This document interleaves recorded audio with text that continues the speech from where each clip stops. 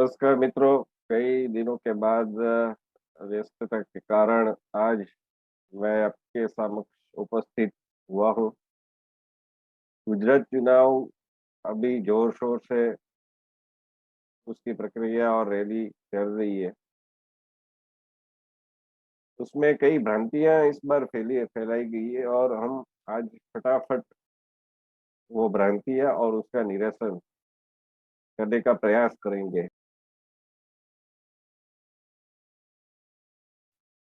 सबसे पहली भ्रांति ये है कि पहली बार गुजरात में त्रिपक्षीय यानी ट्री पार्टी फाइट हो रही है।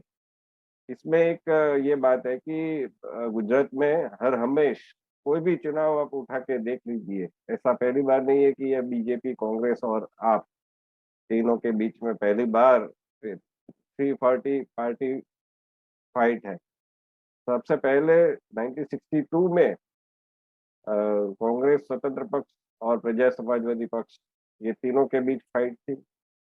और तो कांग्रेस, प्रजा समाजवादी पक्ष और स्वतंत्र पक्ष, ये तीनों के बीच में भी ऐसे आक्षेप, आरोप हुए होंगे।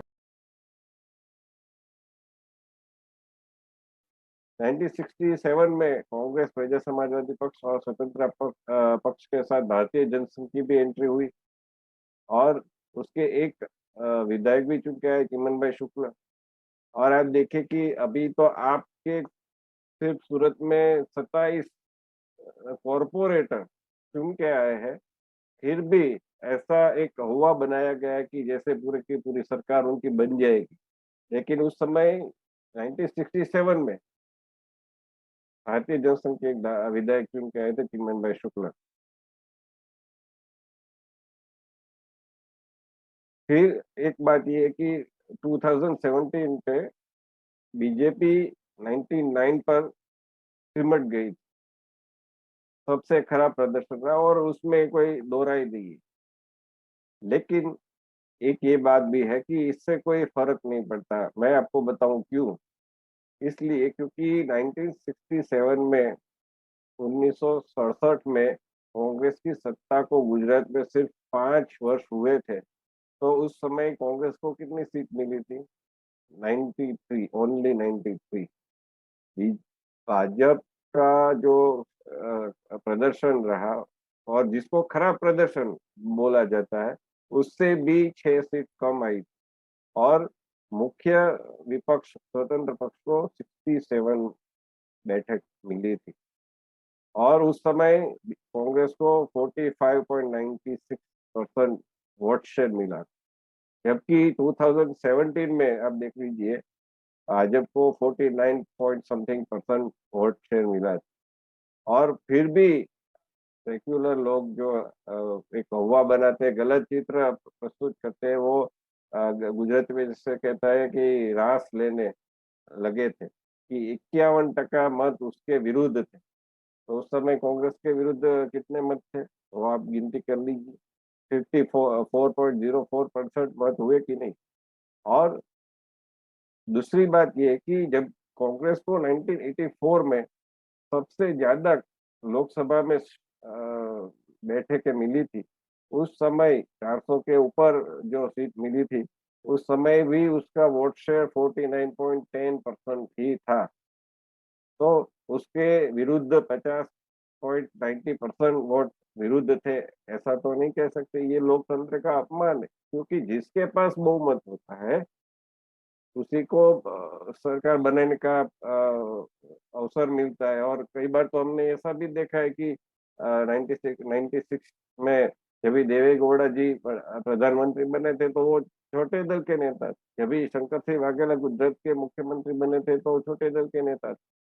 तो और 1990 के बाद जब भी बीजेपी का समर्थन वापस लिया गया, चिमन भाई पटेल ने वापस लिया राम मंदिर के इश्यू के कारण, तो उस समय कांग्रेस को 33 सीट मिली थी। तो फिर भी जनता दल गुजरात जो था यहाँ पर, वो चिमन भाई पटेल वाला दल उस कांग्रेस में शामिल हो गया। तो 33 सीट वाली कांग्रेस सत्ता में आ गई। तो ये एक एक एक कैसा एक वो बनाया जाता है। और 1972 में संस्था कांग्रेस के 16 विधायक चुन के आए। अभी यदि आप देखेंगे कि अभी तो आपके सिर्फ 27 विधायक ही चुन के आए हैं, और सॉरी विधायक नहीं, कॉर्पोरेटर, और फिर भी इतना बड़ा ये हो हल्ला मचा रहे हैं। तो उस समय संस्था कांग्रेस के 16 विधायक चुन के आए थे। आज स्वतंत्र पक्ष का है, संस्था कांग्रेस का है, जनता दल का गुजरात में क्या है वो आप देख सकते। दूसरी बात ये कही जाती है कि गुजरात में और उत्तर प्रदेश में बीजेपी का इतना खराब वो है कि पूरे मतलब फौज उतारी दी जाती है, प्रधानमंत्री खुद इतनी रैलियां करते हैं। तो मैं आपको बताऊं कि ये बीजेपी वाले करते हैं, ऐसा नहीं है। आप देख लीजिए, आप आदमी पार्टी तो बार बार केजरीवाल और मनीष सिसोदिया क्यों आ रहे हैं? यदि उनको इतना भरोसा है दिल्ली मॉडल पर, तो वो क्यों अपने यहाँ के जो नेता है उनके द्वारा प्रचार नहीं कर रहे हैं? क्यों अशोक गहलोत जी बार बार आ रहे हैं, राजस्थान मॉडल का प्रचार कर रहे हैं? क्यों यहाँ के गुजरात के कांग्रेस के जो नेता है वो प्रचार नहीं कर रहे? मेरा ये सिर्फ ये कोई ऐसा नहीं है कि मैं बीजेपी के लिए बोल रहा हूँ या फिर कांग्रेस के लिए बोल रहा हूँ, आपके लिए बोल रहा हूँ, लेकिन एक फेक नरेशन जो बन गया है उसके लिए मैं बताना चाहता हूँ। जैसे आप उत्तर प्रदेश 2002 की चुनाव की लिस्ट देखेंगे स्टार प्रचारक की, तो उसमें सोनिया गांधी थी, प्रियंका वाड्रा थी, गुलाम नबी आजाद जी थे, सुनील दत्त थे। सुनील दत्त हमारे पूर्व जो अभिनेता स्वर्गवासी हो गए, और वो अच्छे नेता भी थे, वो भी थी। और वहीदा रहमान जैसे एक्ट्रेस भी थी।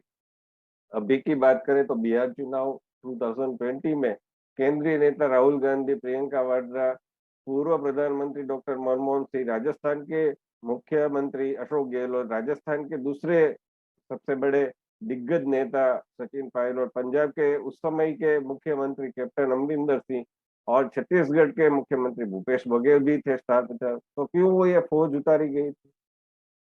2007 की चुनाव की बात करें तो उस समय हमको बराबर स्मरण है कि सोनिया गांधी के लिए उनकी जो मौत का सौदागर वाली टिप्पणी हुई थी, और वो एक टर्निंग पॉइंट बन गई थी कि नरेंद्र मोदी और बीजेपी उसके आधार पर फिर से चुन के आए थे। वो एक एक पॉइंट, बड़ा पॉइंट था, सिर्फ उसी के कारण जीत नहीं मिली थी, लेकिन ये एक बहुत बड़ा पॉइंट साबित हुआ था।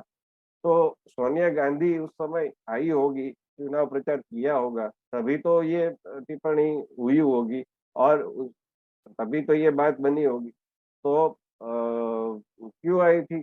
वो तो केंद्र की नेता थी। 2017 का इतिहास, वो तो नजदीक का इतिहास है, सबको पता है।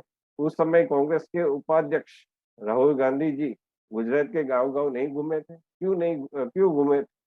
इतना ही अच्छा वो था तो क्यों घूमे? दूसरी बात ये कहते हैं कि दल बदलू नेता, जो बीजेपी बात करती है कांग्रेस मुक्त भारत की, और वो तो कांग्रेस से सबको ले रही है। तो मैं आपको लिस्ट गिनवाता हूँ कि ये सभी दलों में होता है। गुजरात में पूर्व मुख्यमंत्री चिमन भाई पटेल, उन्होंने कितने दल बदल किए, वो कांग्रेस में थे, फिर अपना दल बनाया किमलो, फिर 1990 आते आते उन्होंने जनता दल में ज्वाइन किया, फिर जनता दल का जो बीजेपी से गठबंधन टूट गया, और फिर उन्होंने अपना एक अलग दल बनाया, जनता दल गुजरात, और फिर वो पूरा का पूरा दल कांग्रेस में शामिल कर दिया। छबीर दास मेहता, वो प्रजा समाजवादी पक्ष में थे, फिर जनता पार्टी में गए थे, जनता दल में गए थे, जनता दल गुजरात में वो भी थे, और लास्ट में कांग्रेस में शामिल हुए। फिर पूर्व उप मुख्यमंत्री नरहरि अमीन, जो कि जनता दल में थे, और जनता दल गुजरात में गए, कांग्रेस में गए, फिर बीजेपी में गए। प्रताप शाह, सौराष्ट्र समाचार, यहाँ का एक भावनगर के जिले का एक बहुत बड़ा समाचार पत्र, जो कि अब दिव्य भास्कर समूह का समाचार पत्र बन गया है। तो वो जो उसके स्थापक मंत्री थे प्रताप शाह, और पूर्व वित्त मंत्री भी यहाँ पर रह चुके हैं, वो प्रताप शाह प्रजा समाजवादी पक्ष से चुन के आए थे, वो कांग्रेस में गए थे। बुद्धाजी चौहान जो संस्था कांग्रेस में चुन के आए थे कपड़बंद से, और फिर कांग्रेस में शामिल हुए। सीके राहुल जी जो जनता दल में चुन के आए थे वो बीजेपी में गए, फिर कांग्रेस में गए, फिर बीजेपी में। मोहन सिंह राठवा जनता पार्टी में से चुन के आए, जनता दल में गए, कांग्रेस में फिर शामिल हुए, और अब भाजपा में शामिल हो गए। भाईजी तड़वी वो किमलोप से चुन के आए थे, संखेड़ा से, फिर कांग्रेस में चले गए। बिमल शाह ये तो भाजपा के मंत्री रह चुके हैं, जो स्टेट ट्रांसपोर्ट मिनिस्टर, वो बीजेपी में से कांग्रेस में गए। तो ऐसे बहुत सारे लोग हैं, और कई कई तो दल ही पूरे पूरे दल ही कांग्रेस में चले गए। राजपा जैसे शंकर सिंह वाघेला ने बनाया था, वो कांग्रेस में चला गया था। फिर जनता दल गुजरात जैसे मैंने बताया, वो भी चला गया था। तो ये दल बदल। और आम आदमी पार्टी की बात करते हैं तो आम आदमी पार्टी में भी बहुत सारे ऐसे नेता, पीवीएस शर्मा है, एक सतासिया करके है, फिर इंद्रजीत राजगुरु को लिया गया था लेकिन वो चले गए। केसरी सिंह सोलंकी को रातों रात लेके महिपत सिंह चौहान को, जिसको टिकट, अच्छे उम्मीदवार थे, उसको टिकट दी गई थी, लेकिन केसरी सिंह सोलंकी आ गए तो उनको टिकट से मना कर दिया। और फिर केसरी सिंह सोलंकी भी चले गए बीजेपी में वापस। राजभा झाला उसको बीजेपी में से लिया गया था, और कैलाश गढ़वी जो कांग्रेस में थे उसको लिया गया।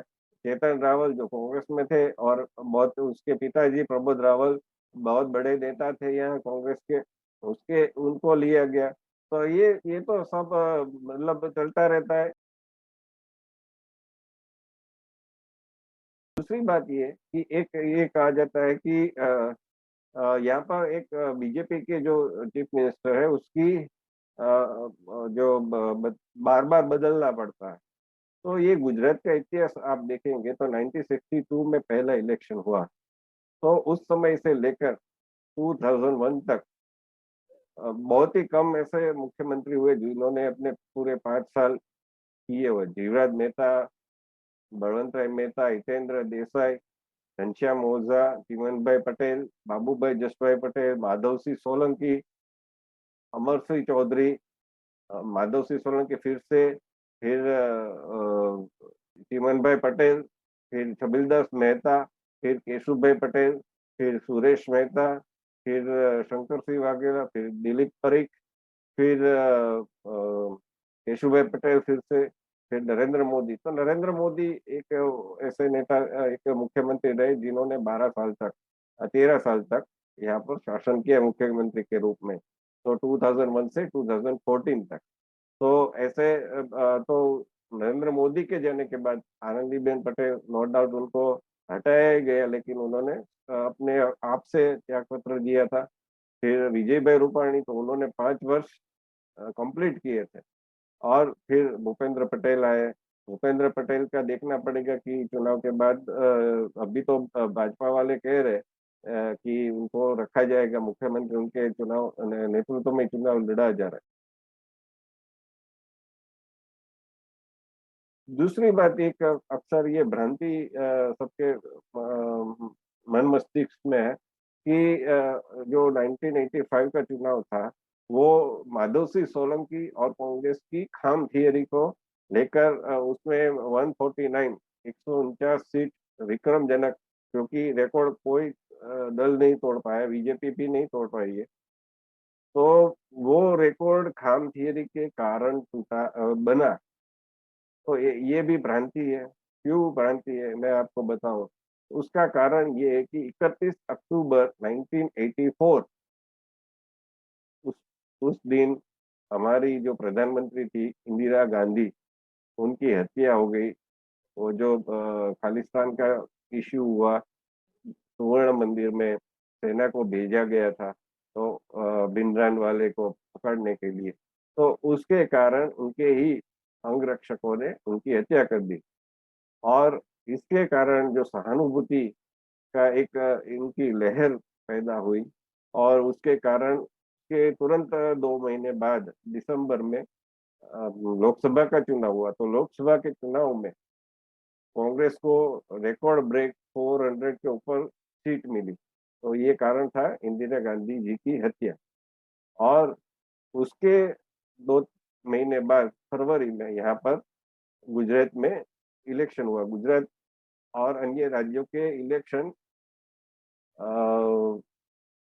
आमतौर पर पूरे लोकसभा के साथ ही होते थे पहले, लेकिन कई-कई राज्य में राष्ट्रपति शासन हुआ या तो फिर सरकार गिर गई, दूसरी सरकार बनी।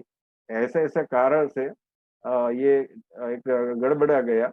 लेकिन पहले तो ऐसा ही होता था। तो ये जो फरवरी 1985 का इलेक्शन था, गुजरात का चुनाव, वो इंदिरा जी की हत्या के आप कह सकते हैं कि 4 महीने बाद ही हुआ। तो इसके कारण गुजरात में भी जैसे लोकसभा में विक्रमी बैठक मिली, रिकॉर्ड ब्रेक, इसी प्रकार गुजरात में भी विक्रमी बैठक मिली। तो ये खाम थ्योरी ही उसके कारण मिली ऐसा नहीं है। हो सकता है कि वो भी काम कर गई हो, लेकिन मेरा मानना ऐसा है कि इंदिरा जी की सहानुभूति, क्योंकि इंदिरा जी गुजरात में बहुत ही लोकप्रिय, जैसे पूरे देश में थी, ऐसे पूरे गुजरात में भी लोकप्रिय नेता थी। इसी कारण ये जो रिकॉर्ड ब्रेक सीट चुनाव में मिली कांग्रेस को।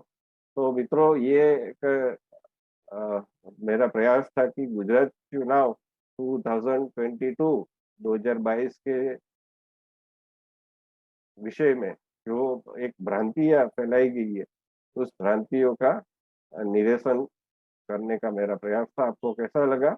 आप मुझे कमेंट कर सकते हैं, आप मुझे लाइक करें, सब्सक्राइब करें, ये मुझे कहने की आवश्यकता नहीं है, आप करते ही है। और आपका सहकार, आपका सहयोग मिलता ही है। तो आज के लिए इतना ही। नमस्कार।